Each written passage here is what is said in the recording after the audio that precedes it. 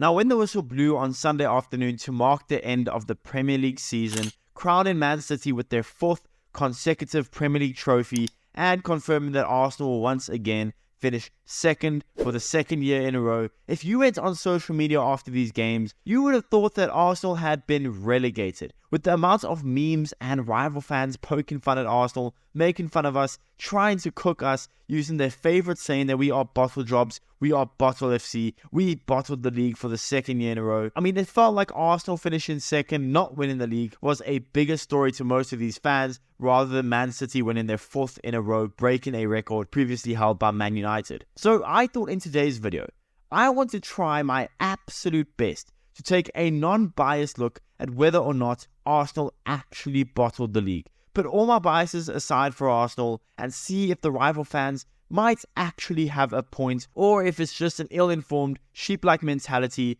with nothing better to say about Arsenal, so they revert to saying that we are bottle jobs. So that's what we'll be talking about today. So what's going on, everyone? You are listening to Gunner Central here. I hope you're all doing well. Please be sure to like the video, subscribe if you haven't already, and let's get into it. Now, this whole thing of calling Arsenal a bottle job came from last season, even though technically, as a devil's advocate, it probably should have come from the season prior to last, when we bottled a top 4 spot, finishing 5th and losing that 4th place spot to Spurs by 2 points. But last year, I hate to admit it, we did bottle it. Yes, we were the youngest team in the league. Yes, we were in a genuine title race for the first time since the 2000s. Yes, if we had won the league last season, well, Arteta would have been the youngest manager to ever do so. Yes, we were a team that had finished 5th the year prior and 8th the year before that, but we should have won the league. We were 8 points clear, and the moment Saliba went down, everything fell apart. Rob Holding got cooked at the Etihad,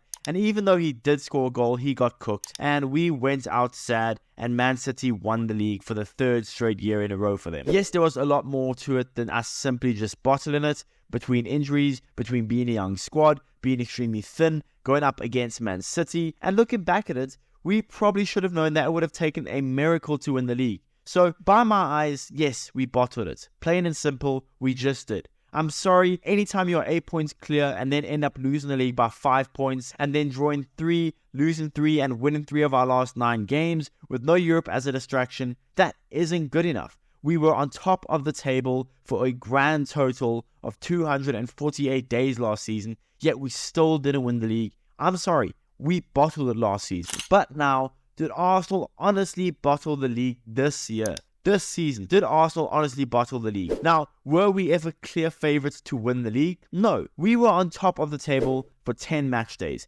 Bearing in mind that about 6 of those match days, City hadn't played their game in hand, so call it 4 match days to be safe. Liverpool spent a grand total of 11 match days on top of the table, once even being 5 points clear at the top. What ruled Liverpool out of the title race was a 2-0 loss to Everton on a ground that they hadn't lost in since 2010, and then they followed that up with a 2-2 draw away against West Ham. That all but guaranteed Liverpool were out of the title race in Klopp's final season at the club, yet they were 11 match days on top of the table and once 5 points clear of the rest. Arsenal, with what I consider maybe 4 official match days where we were on top of the table, that's a closer amount of time spent on top of the table to Spurs this season than to Liverpool. Spurs were on top of the table for 3 full match days. We were on top of the table for 4 full official match days when every team had played the same amount of games. Liverpool spent 11 match days on top of the table and finished 3rd. Yet us only spending, let's say, 4 match days on top of the table, yet we ran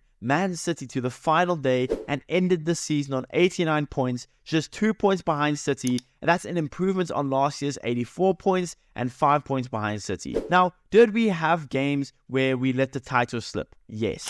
That 2-2 draw at home with Fulham in our 2nd game of the season, the back-to-back losses in December to West Ham and Fulham, and most recently that 2-0 loss to Aston Villa, where had we beaten Aston Villa, we would have gone clear at the top of the table. Also the loss away to Aston Villa and the loss away to Newcastle, where we kind of got screwed over by refs and VAR. Even though I'm not really blaming the refs and VAR, because every team, even outside of the Premier League, got screwed over at least once by referees. So we are no different there, and you can't really use that to blame and say that's the reason we didn't win the league. Yes, we got screwed over. Yes, the Newcastle goal shouldn't have counted. Yes, our Aston Villa equaliser away from home should have counted. But it is what it is. You can't blame VAR or the refs. At the end of the day, all 5 of those losses we suffered during the season were avoidable. And all of those losses costed us the title. It's crazy that we damn near have to go invincible to win the league, but that's just what it is nowadays when you're up against a financial juggernaut in Man City that are still to go to court for 115 different financial charges. But I'm sorry,